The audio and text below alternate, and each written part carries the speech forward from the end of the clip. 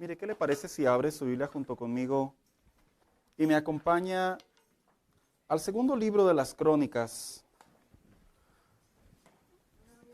Que de hecho son las crónicas de los reyes, hermanos. Por eso se llaman crónicas, porque es la historia de todos los reyes de Israel, tanto como del norte como del sur. Capítulo 34, versículo 33. Segundo libro de las Crónicas, capítulo 34, versículo 33. Y cuando lo tenga, dígame amén. Bien, algunos lo están buscando. Las Crónicas son libros muy interesantes, hermanos. Samuel, Reyes y Crónicas, porque hablan de el comportamiento tanto como a favor como en contra del pueblo de Dios, pero principalmente por los líderes, los reyes de Israel. Y muestran el lado humano, el lado débil, pero el lado fuerte de lo que es precisamente ser un líder, pero a la misma vez conocer a Dios o desconocer a Dios. Así que cuando usted quiera aprender historia, váyase a los Reyes, Crónicas, el libro de Samuel. Son excelentes fuentes para que nosotros podamos observar hombres de carne y hueso, que también tuvieron puntos, vuelvo a repetir, débiles y fortalezas, y que nos ayudan a entender cómo funciona también la relación con Dios. Bien, dice el segundo libro de las Crónicas, capítulo 34, verso 33, dice: y quitó Josías todas las abominaciones de toda la tierra de los hijos de Israel, e hizo que todos los que se hallaban en Israel sirviesen a Jehová su Dios. No se apartaron en pos de Jehová, el Dios de sus padres, todo el tiempo, ¿qué dice? Que él vivió. Siéntese, por favor.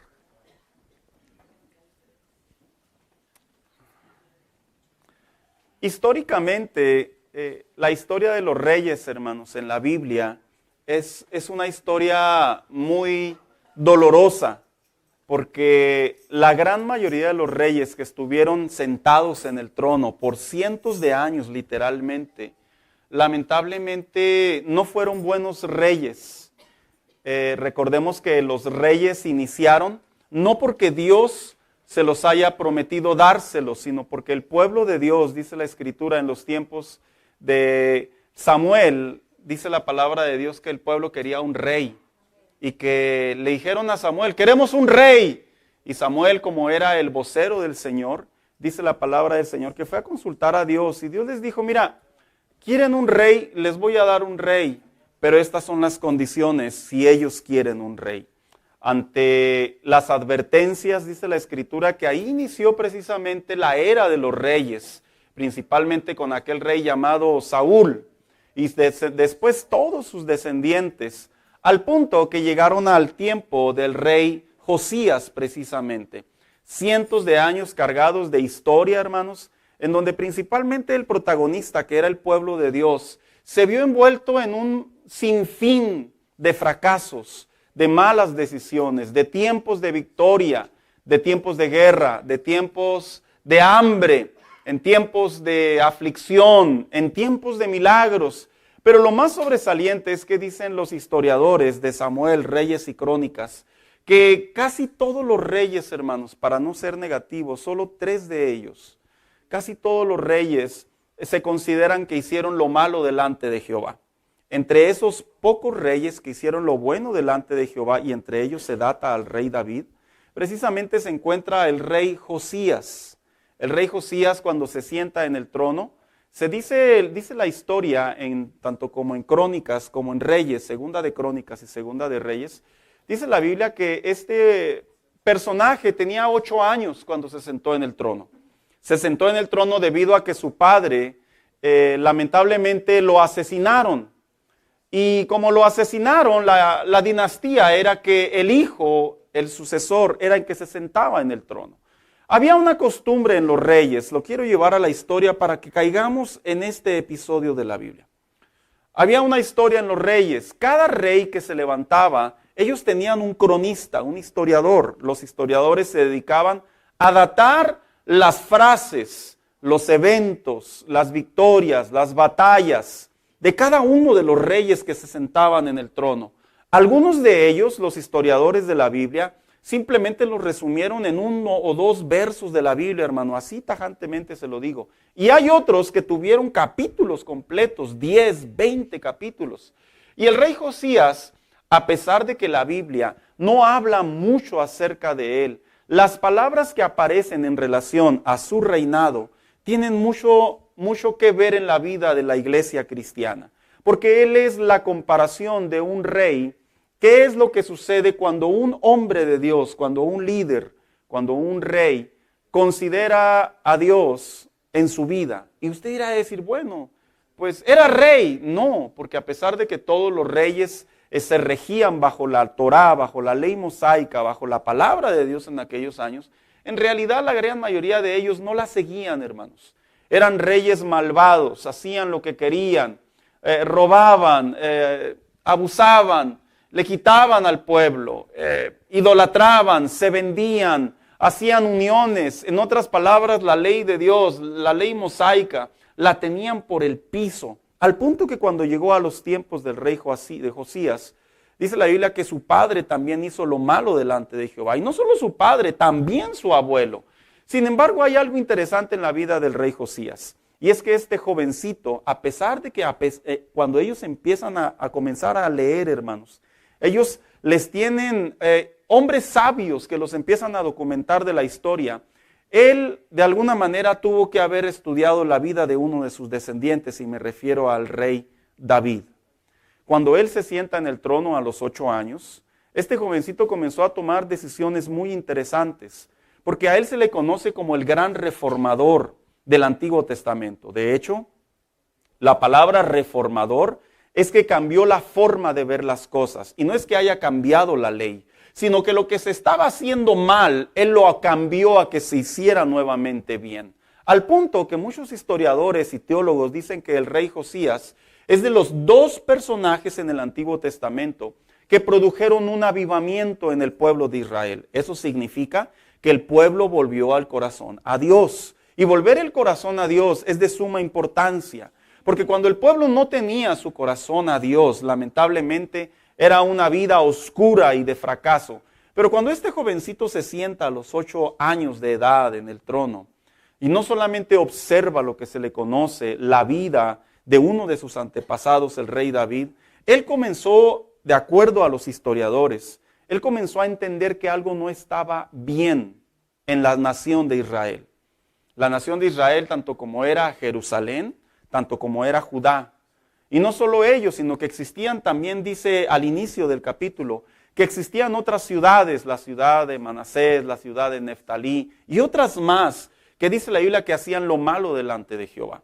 Cuando caemos precisamente en el verso que acabamos de leer, es porque es la compilación o el resumen de lo que sucedió cuando este jovencito de escasos menor de 20 años tomó decisiones que tienen que ver con la vida en Dios. Y es precisamente, le he puesto por tema este mensaje, que voy a decirle algo antes de darle el título. No es un tema muy atractivo para muchos cristianos, porque estamos acostumbrados a ver cosas, que sean llamativas o buenas hasta cierto punto. Sin embargo, el tema de esta noche sí tiene mucho que ver en nuestra relación con Dios. Yo le debo de recordar que como predicadores, como maestros, como exponentes de la Biblia, nosotros tenemos el deber de que la iglesia, los oyentes, las ovejas, los miembros del cuerpo de Cristo, tenemos el deber que conozcan la palabra de Dios aún en los temas más espinosos que existen. Aún en las cosas que pudiera decir alguien ahí, bueno, yo ya sé que no debo de hacer cosas malas delante de Dios. Aún en esos temas tenemos que ahondar. ¿Y sabe por qué, hermano? Porque yo le voy a platicar uno de los graves problemas que se cometieron en las generaciones anteriores en la edad actual. Yo recuerdo que a mí, cuando se hablaba del sexo a mi corta edad, nunca, mi padre nunca me habló de él. Nunca, hermanos, nunca. Así, nunca. Y yo fui creciendo y entendí conforme fui madurando que simplemente era porque los padres de antes sabían que eso estaba mal a la corta edad, pero tenían de alguna manera el temor de hacernos saber esos temas. Hoy en día hablo con papás que les pregunto, ¿usted le habla a sus hijos acerca del sexo, las relaciones y todo eso? Y dicen sí, porque los tiempos van cambiando. Y qué bueno, hermanos, ¿por qué? Porque cuando atendemos los temas espinosos, los temas escabrosos, los temas incómodos entre los que amamos, de alguna manera definitivamente que les estamos haciendo un bien. Que los hijos sepan que no solamente lo bonito de los papás, sino que también sepan el lado oscuro que existe en la vida, y qué mejor que enseñarlos a través de los padres. Este es uno de los temas que yo personalmente le puedo decir que no son muy atractivos para prestar atención por lo general. Sin embargo, sí son muy necesarios. Y le he puesto por tema a este mensaje lo que Dios detesta. Cuando se habla de la palabra detestar en términos de la Real Academia Española, se define como algo que se odia o algo que se incomoda o algo que se disgusta o algo que no se quiere. Sin embargo, cuando lo aplicamos en la Biblia, la palabra detestar en el lenguaje bíblico tiene que ver con aquellas acciones, conductas, pensamientos, o lo dijeran algunos estudiosos, algo, así lo definen ellos, algo que produce en Dios un desacuerdo, una intolerancia, que produce en Dios odio en el contexto de que no lo quiere cerca de Él. Porque precisamente al hablar de algo que se detesta, es algo a lo que hasta cierta manera sentimos de repugnancia. Por ejemplo, hay personas que a ciertos aromas le tienen detesto, no soportan, no toleran ciertos aromas. Hay personas que no toleran cuando un niño vomita o cuando un niño hace sus necesidades. ¿Cómo me tocó ver a mí, ya ahora que tengo más años, cómo me tocó ver papás primerizos, hermanos, que nomás faltaba que se desmayaran? Porque obviamente son cosas que no están acostumbrados a enfrentar. Yo tengo una fobiayesa, yo le tengo fobia a la mayonesa, hermano. A mí me traumaron de niño. Y por ahí anda la persona que me traumó y le pido es que la perdone porque yo no he podido perdonar. No se crea. Pero yo le tengo fobia a la mayonesa, yo la detesto, hermano. Yo veo la mayonesa, cómo se la come la gente y yo cierro los ojos y mi mente se va en el viaje. ¡Ay! Y me cambia mi estado de ánimo, me tengo que quitar de ahí. Porque algo que se detesta, algo que lo es intolerante, algo que no se acepta, algo que no lo tomamos como tal, precisamente produce ese rechazo a las cosas. Y cuando hablamos de que Dios, el Dios precisamente, lo que Dios detesta, por lo general del lado positivo, del lado agradable o amable de Dios, generalmente escuchamos, Dios nos ama, Dios es generoso, Dios es bondadoso, Dios es cariñoso, Dios me lleva en sus brazos. Sí, todo eso es bíblico. Pero también el cristiano debe de saber que también Dios tiene un lado contrario en el contexto de que Él también tiene esa parte que humanamente hablando la conocemos, a lo que Él no tolera.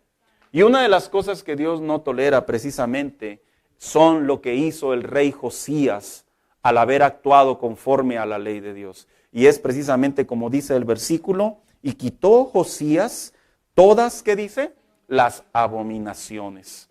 Las abominaciones en la Biblia, por lo general son muy bien claras y entendidas. Las abominaciones tienen que ver, por lo general, con la idolatría. Tiene que ver con la hechicería, el ocultismo. Tiene que ver con el sexo, la fornicación, el sexo ilícito, la homosexualidad. Y generalmente la abominación la centramos en esos pasajes bíblicos. Porque por lo general entendemos que son los más conocidos. Pero en esta tarde, en esta noche, yo le quiero hablar a usted no solamente lo que es la palabra abominación en el contexto de lo que estaba haciendo el pueblo de Dios, que tuvo que hacer el rey Josías para volverse a ganar el favor de Dios, sino también que en la Biblia existen otras partes en la conducta del cristiano que son abominables para Dios.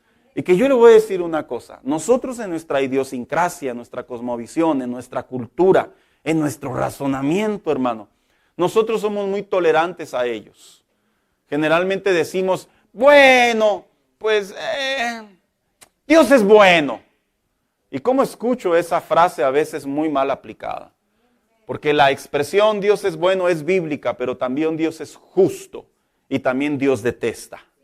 Así que cuando se habla de la palabra abominación, de acuerdo al libro de Crónicas y al libro de Reyes, dice la Escritura, brevemente se lo digo, dice la Escritura que el pueblo de Dios, conforme cada rey se levantaba, el pueblo de Dios levantaba nuevos dioses, hermanos. Al punto y al grado, fíjese a qué llevó la abominación del pueblo de Dios. Que en el templo de Dios, por decirlo, aquí adentro, el pueblo de Dios comenzó a cometer abominación. ¿Qué significa? Comenzaron a meter imágenes de ídolos paganos. Que eso es algo muy conocido, que en la iglesia popular lo sabemos. Y dicen, no, nosotros las veneramos. No, ustedes no veneran, ustedes adoran. Si no adoraran, no las cargarían por kilómetros de distancia. Si no las adoraran, no estarían pidiéndoles y rogándoles a ellas, y etcétera, etcétera. No solo ellos, sino también dice la palabra de Dios que la abominación no solamente tuvo que ver con las imágenes, sino también la abominación tuvo que ver con ofrecer a los hijos, a los ídolos.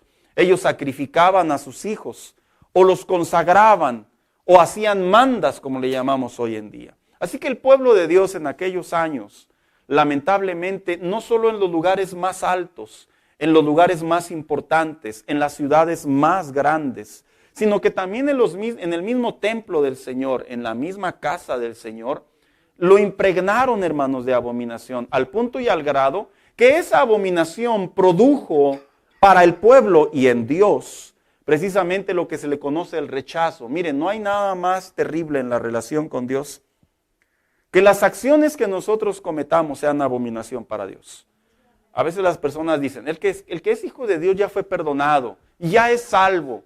Y pareciera ser que nos ponen como una placa de que no importa lo que hagamos, Dios siempre nos va a ver con una sonrisa. Desconozco de dónde sacan esa teología, porque en la Biblia está tan claro el carácter de Dios.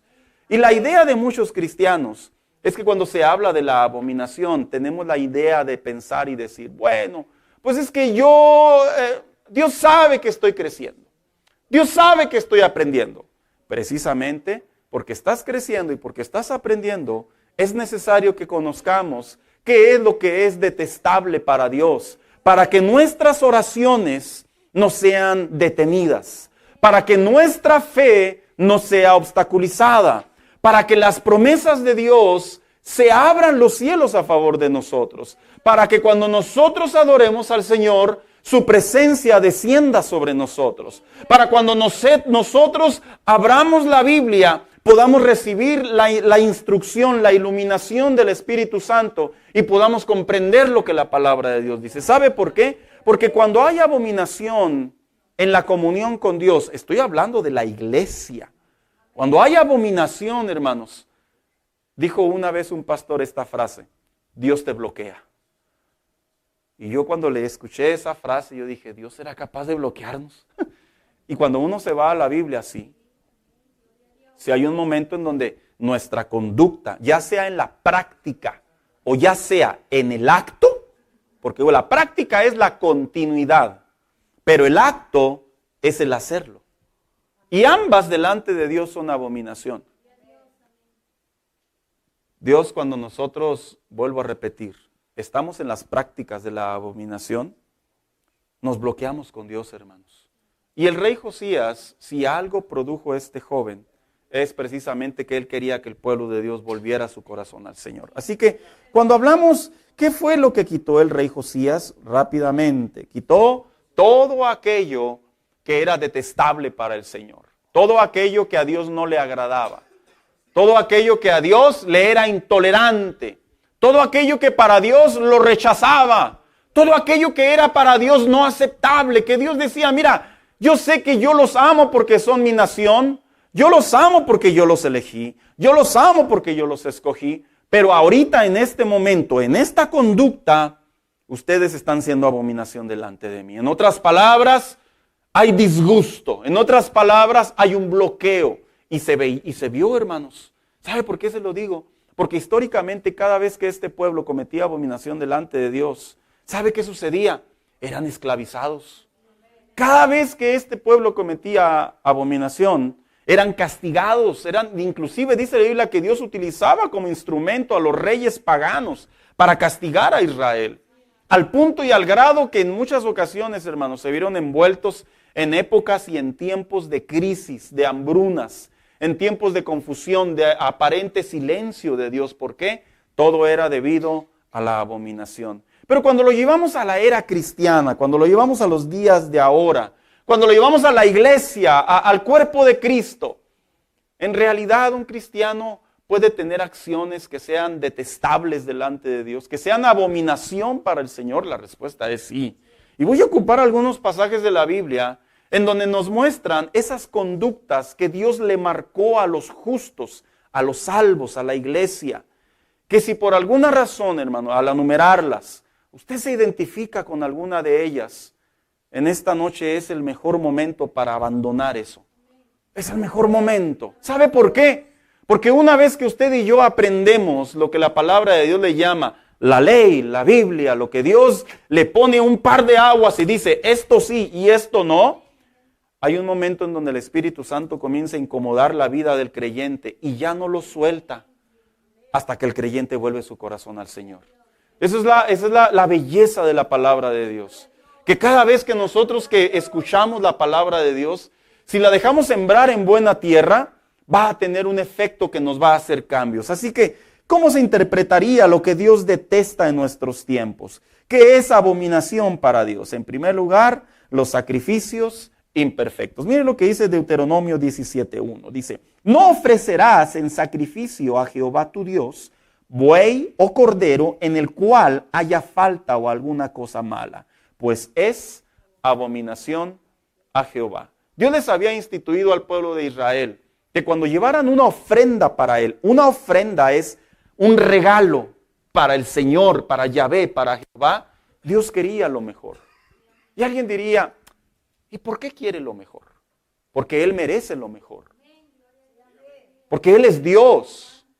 Yo te preguntaré a ti, muchacho, hijo que estás aquí, ¿tú crees que tus papás merecen lo mejor? No es retórica, es pregunta. ¿Crees que tu papá merece lo mejor? ¿Tu mamá merece lo mejor de ti? ¿Sí lo crees? ¿O estoy hablando en francés? Pregúntale a los adultos. Le pregunto a los hermanos adultos que tienen aún sus padres, o si los tuvieran, ¿ustedes creen que sus papás merecen lo mejor? Claro que sí. ¿Por qué? Porque nos dieron la vida, porque nos han protegido. Porque nos llevaron al crecimiento, al entendimiento, por la bendición de ser ellos los instrumentos del Señor para bendición para nosotros. Y Dios le dijo a su pueblo, cada vez que ustedes traigan una ofrenda para mí, tiene que ser entera, completa, la mejor, bajo la palabra perfecto. En aquellos tiempos, en los tiempos del rey Josías, lo más probable es que el pueblo de Dios, el poco pueblo de Dios que quedaba, algunos de ellos, cuando se trataba de llevar sacrificios para el Señor, lo más probable, hermano, es que algunos de ellos hacían abominación para el Señor. Le llevaban al Señor lo que les sobraba, o lo que ya casi se moría, o lo que no querían. Y esto transformarlo a la iglesia de ahora, cuando la Biblia dice que se ofrecían sacrificios, representa la adoración, el servicio del creyente. ¿Sabías tú que una de las cosas que Dios demanda a cada uno de sus hijos cuando nosotros le adoramos, Dios demanda un corazón completo? Un corazón completo, una adoración completa, una ofrenda completa, una alabanza completa, la mejor nota, el mejor tono, la mejor voz, el mejor pensamiento que pueda haber en nosotros. Por eso es que cuando un hijo de Dios viene a la iglesia, no es que un hijo de Dios se la pinte de ser muy santo, es que entramos al lugar en donde Dios desde el cielo está observando, no personas con 2 pies y 2 manos y una cabeza, por así decirlo. Dios está observando espiritualmente a través de la vida espiritual nuestra adoración. Y cuando fluye esa adoración genuina delante del Señor, Él sabe si es perfecta, Él sabe si las manos están limpias, Él sabe si el corazón está limpio, Él sabe si la vida realmente viene con el deseo de traer al Señor lo que Él merece, lo que a Él le corresponde. Si alguna vez llegásemos a pensar que simplemente adorar tiene que ver con cantar. Es una manera muy pequeña, muy diminuta de ver la fe cristiana. Si llegamos a pensar que adoración tiene que ver con simplemente cerrar mis ojitos y que nadie me vea y los que me vean con los ojitos cerrados, qué poca manera de interpretar lo que verdaderamente es una ofrenda perfecta delante del Señor. Y cuando la Biblia dice, es abominación para el Señor, una vez le pregunté a un maestro de teología, le dije, oiga, yo escucho que el Señor es bueno y tiene una intensidad inmensurable, pero también escucho que el Señor se aira, y en esa ira ha cometido actos sobrenaturales. Y luego yo le hice esta pregunta a este maestro. ¿Dios se pone serio? O sea, en otras palabras, ¿se queda a la mitad? Me miró, me dijo no. O es sí, o es no. Nos hemos puesto a pensar que cuando nosotros adoramos al Señor, solo hay dos efectos.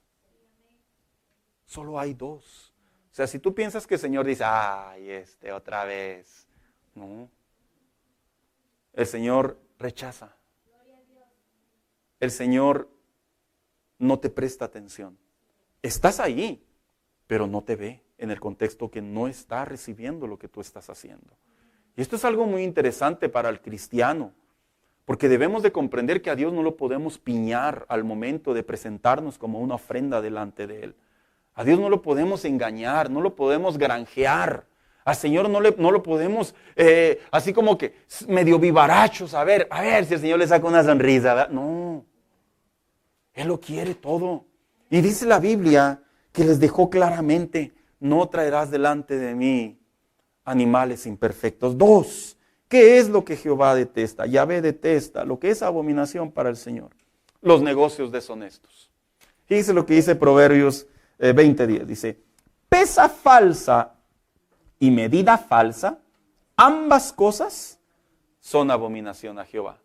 Mira, todas aquellas personas que suelen hacer negocios de cualquier índole, ya sea de trabajo, o ya sea de compraventa, o ya sea de venta única exclusivamente, o de dar, cual sea el contexto, todas aquellas personas que por alguna razón están abusando, están mal vendiendo, están mal actuando en los negocios, la Biblia lo llama como una pesa falsa. Y yo escucho muchas veces a cristianos que dicen, a mí cómo Dios me bendice. Y yo a veces me pregunto, lo digo en el buen sentido, ¿serán bendiciones genuinas o serán bendiciones transeras? O serán una combination, como dice el gringo, ¿verdad? Así como que, Señor, pues ya toca que una víctima, toca una víctima, Señor. Toca una víctima y decimos, Dios me bendijo. ¿Sabías tú que cuando hacemos tratos, negocios, de manera imprudente, de manera incorrecta, de manera abusiva, de manera engañosa, ¿sabías tú que Dios dice, yo no te estoy bendiciendo? Estás recibiendo una ganancia porque lo engañaste, pero yo no te estoy bendiciendo. Y eso es bien importante, hermanos. Porque la relación con Dios no se basa solamente en lo que recibimos como efectivo, como dinero, como cash, sino aún eso que recibimos, a ver si lo estamos recibiendo justamente. 3, ¿qué es lo que Dios es abominación? Lo que Dios detesta. La maldad de nuestra conducta.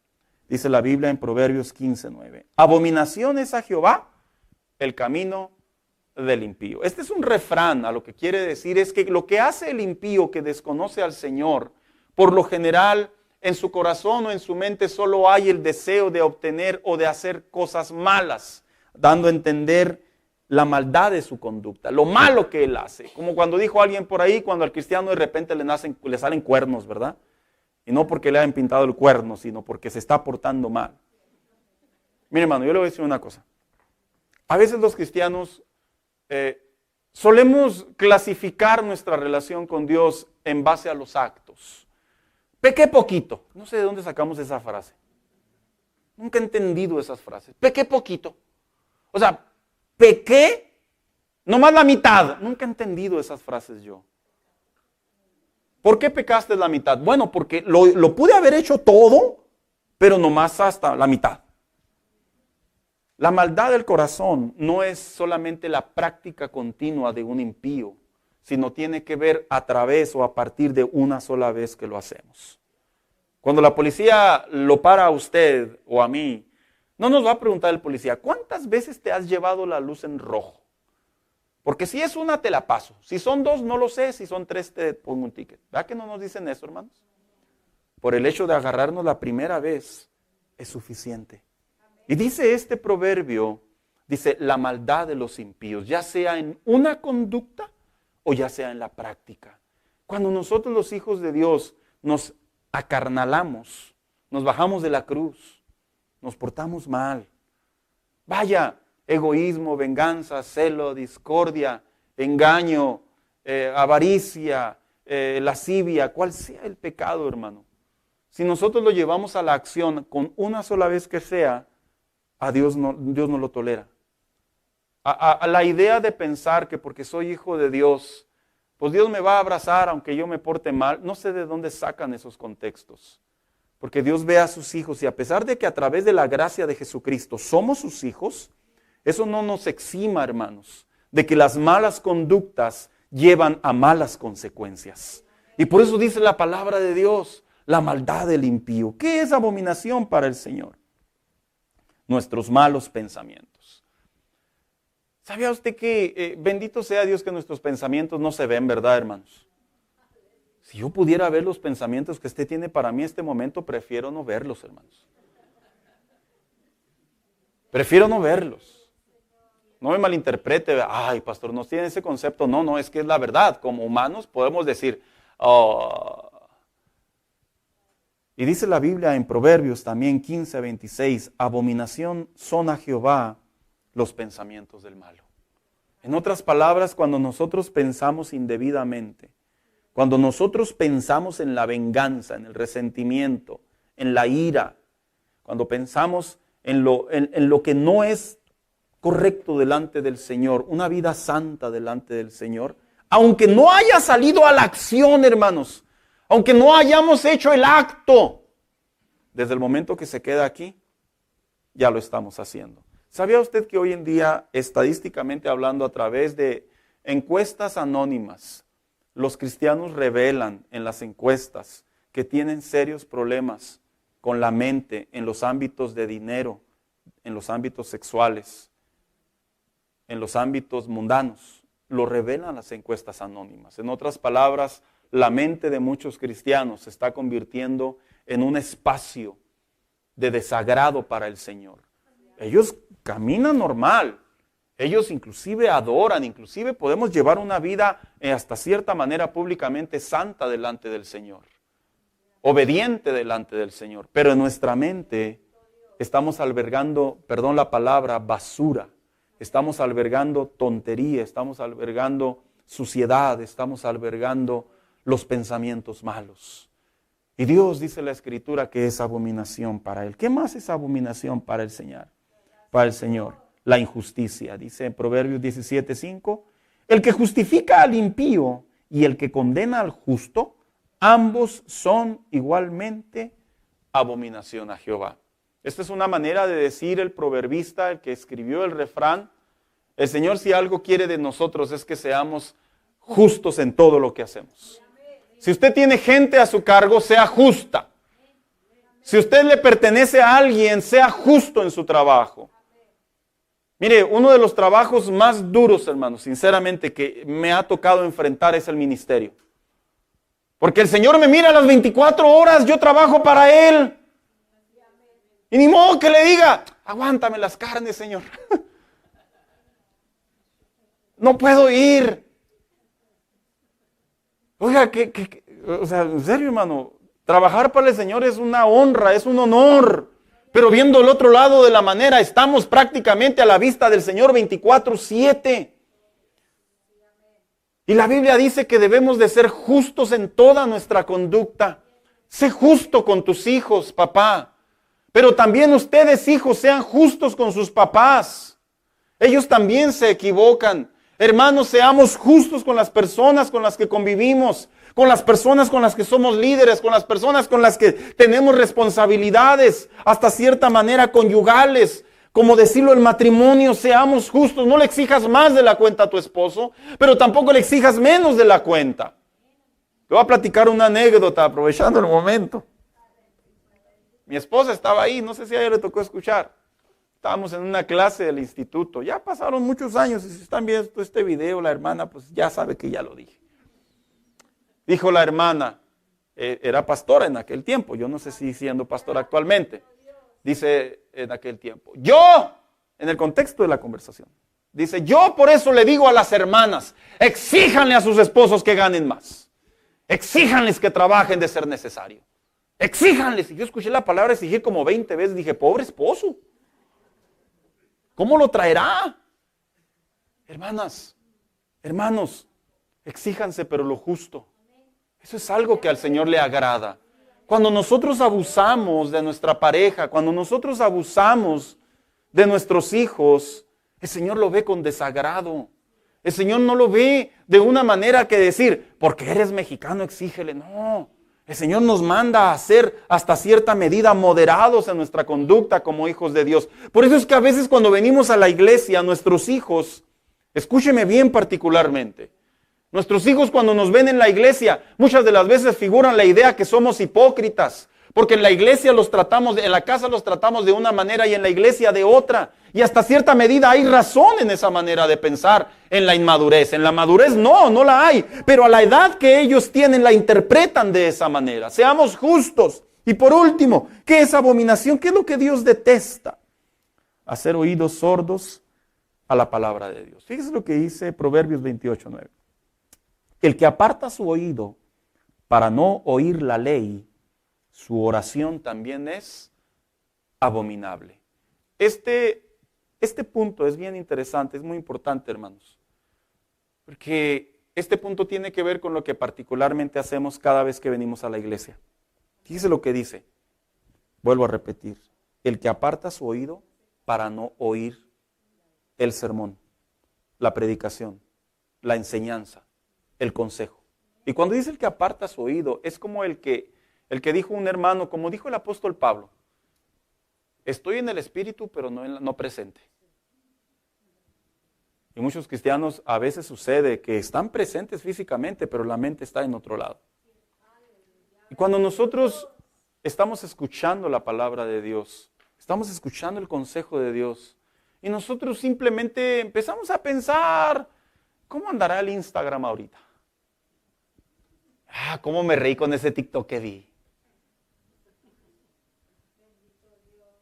Habría pagado, la antigua, ¿se acuerdan, hermano? La que usábamos mucho. ¿Habría pagado los frijoles?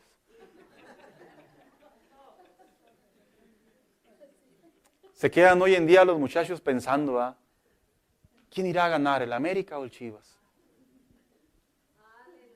Ay, Señor, ¿por qué no me quedé en la casa? Cuando no ponemos oído a la palabra de Dios, prácticamente estamos haciendo a un lado lo que venimos a hacer. Y dice la Biblia, la segunda frase, inspirada por el Espíritu Santo, dice, su oración también es abominable. En otras palabras, el Señor nos responde y nos dice, no te escucho. Pero yo estuve aquí, Señor. Sí, pero no prestaste esa atención. Ignoraste. Lo escuchaste, pero no lo escuchaste. Estuviste, pero no estuviste. Eso es lo que hace la conexión de estar en la casa de Dios y poner oído con el corazón, con el alma, con el espíritu. Y tomar lo que Dios me habla a mí, lo que Dios me demanda a mí. Y yo lo llevo a la presencia del Señor. Y precisamente cuando dice la Biblia que el rey Josías quitó toda abominación, dice, de la tierra de los hijos de Israel, dice, e hizo que todos los que se hallaban en Israel sirviesen a Jehová, su Dios. ¿Cómo quitó estas estatuas, imágenes fundidas, estos altares? Mire, cuando usted lee el capítulo, dice la Biblia que inclusive los huesos de los sacerdotes, ellos adoraban. Dice la Biblia que habían hecho imágenes de metal, de oro, de plata, de bronce, y las tenían en los lugares altos. Y dice la Biblia que las fundió el rey Josías. A la edad de los 8 años comprendió que el pueblo estaba fallando delante del Señor Y dice la Biblia, si usted lee correctamente ahí el capítulo 34 que acabamos de leer, los primeros versos, que a los 12 años dice que salió. O sea que por 4 años, tomando la matemática del cronista, por 4 años este muchacho, este adolescente comenzó a observar todo lo que no le agradaba al Señor. Y no es que sea un negativo, es que la nación estaba muy mal. Y dice la Biblia que después de años, a los 16, ahí está en la Biblia, dice que regresó a Jerusalén. En otras palabras, por 4 años visitaba ciudad sobre ciudad y comenzaba a derribar los altares. Le compartiré unas versiones que dicen de qué manera lo hizo. Dice la traducción lengua actual, dice, Josías destruyó. En otras palabras, hizo añicos. Otra versión, la versión actualizada, dice, y quitó Josías todas las abominaciones de las tierras de los hijos de Israel. En otras palabras, removió, ya no estaban ahí. Otra versión, la versión contemporánea, dice, luego Josías quitó de la tierra de los israelitas todo objeto repugnante. Fíjese, es repugnante para el Señor cuando nosotros hacemos abominación para el Señor. En otras palabras, el rey Josías junto con sus colaboradores llegaba y decía, eso es repugnante para Jehová, no es para mí, no es porque yo soy el rey, no es porque yo ando de malas, es porque es repugnante para el Señor. Como diría alguien por ahí, ¿verdad? Para usted no le gusta la mayonesa, pastor, pero a mí me encanta. Mire, yo a veces veo a mi esposa que agarra la mayonesa y así como si fuera mantequilla, se la come, hermano, y yo por dentro que me desbarato. Pero ella la disfruta. Pero para Dios, si a mí no me causa repugnancia, no significa que a Dios tampoco le va a causar repugnancia. Si a Dios le causa repugnancia, a mí me debe de causar repugnancia también. Si para el Señor, eso al Señor le molesta, le incomoda, el Señor lo quiere fuera de nuestras vidas, yo también lo debo de querer fuera de mi vida. Dice otra versión, suprimió Josías todas las prácticas. En otras palabras, todo lo que se hacía todos los días, lo suprimió. Otra versión dice, Josías prohibió todas las malas costumbres. En otras palabras, dijo esto no puede ser parte de la ciudad, de la nación. El Hijo de Dios debe de aprender a meterse en su mente y en su corazón como un lenguaje celestial, hermanos, bíblico, lo que es repugnante para el Señor. Mira, mi mamá, como muchas mamás que están aquí, a mi mamá le molesta mucho que nosotros, sus hijos, nos chupemos los dedos. Usted va a decir, ay, pero tan rico que sabe, ¿verdad? Sí, la verdad sí, hermano. Y costumbres de mamás. Y cuando yo estaba soltero, yo no me podía chupar los dedos en casa, hermanos. Y era algo tan común en la escuela, chuparte los dedos. Y usted lo sabe, ¿verdad? Y más las papitas picosas, ¿verdad? Cuando se queda todo lo picosito en los dedos.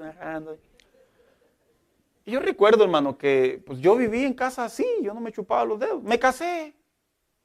Y pues, pues se me olvidó, no estaba mi mamá. Y recuerdo que hace poco llegó mi mamá a casa, estábamos en la mesa, hermano. Y se me salió. Me chupé el dedo. Me dice, no te chupes el dedo, cochino. Y yo le dije, ya no vivo en su casa. Me dice, pero soy tu mamá. Y sabes, el Hijo de Dios debe de saber que estemos o no estemos en la iglesia, haya un hermano o no haya un hermano en la fe con nosotros. Si eso es repugnante para el Señor, si eso el Señor le desagrada, si eso al Señor no lo tolera, si eso el Señor lo detesta, si eso el Señor lo pone en un estado de ira, si eso el Señor bloquea tus oraciones, no lo hagamos, hermano. No lo hagamos. Hagamos de nuestra mente una mente que cada día le digamos al Señor, estos pensamientos no te agradan, Señor, los tengo que prohibir en mi mente, los tengo que prohibir en mi mente. Es como cuando a un americanista le quieres poner una playera de los Chivas, está prohibido, ¿verdad, hermanos? Está prohibido. Está prohibido. No hace match, no checa, no cuadra. Porque es obvio. No se puede. De la misma manera, el Hijo de Dios debe de aprender a suprimir lo que el Señor detesta. Mira, muchos cristianos tienen una vida en Dios como no me pasa nada, como no bajó un ángel y me dio unos tablazos, como no se apareció el diablo con 2 cuernos, pues no pasa nada. Pero espiritualmente hablando sí pasa mucho. Y está en la Biblia. Y no esperemos, hermanos, a que suceda una tragedia, a que suceda una corrección del Señor. No esperemos a que las cosas se pongan en otro sentido, en otro nivel, para que comprendamos que Dios detesta cosas que a veces nosotros hacemos. Vente, hija, por favor.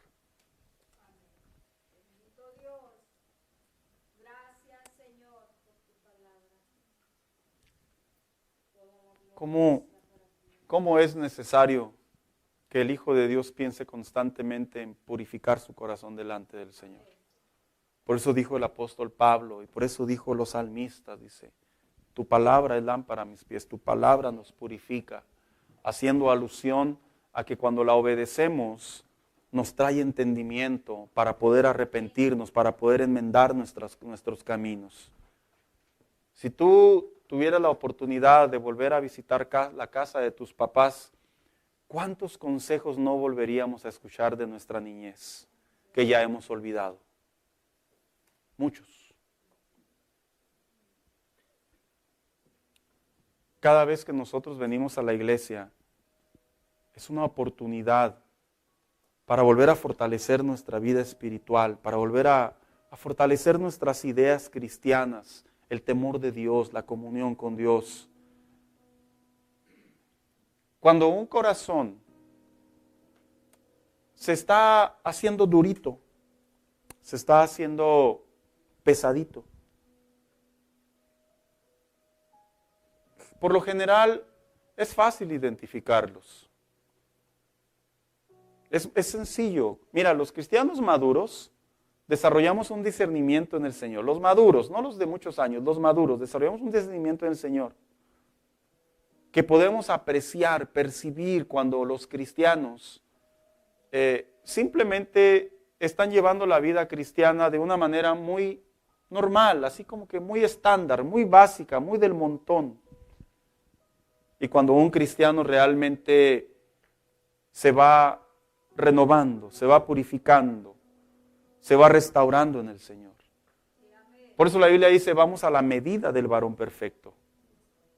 Y esta es una de las noches en donde tú y yo podemos decirle al Señor con nuestro corazón, Señor, hay áreas de mi vida que he entendido que son detestables para ti. Son detestables. Mira, por eso cuando ves en la Biblia dice, no contristes al Espíritu Santo. No lo entristezcas. Es porque el Espíritu Santo que mora en nosotros, Él se entristece. A nosotros nos pasa como los seres humanos. Te lo voy a decir de esta manera.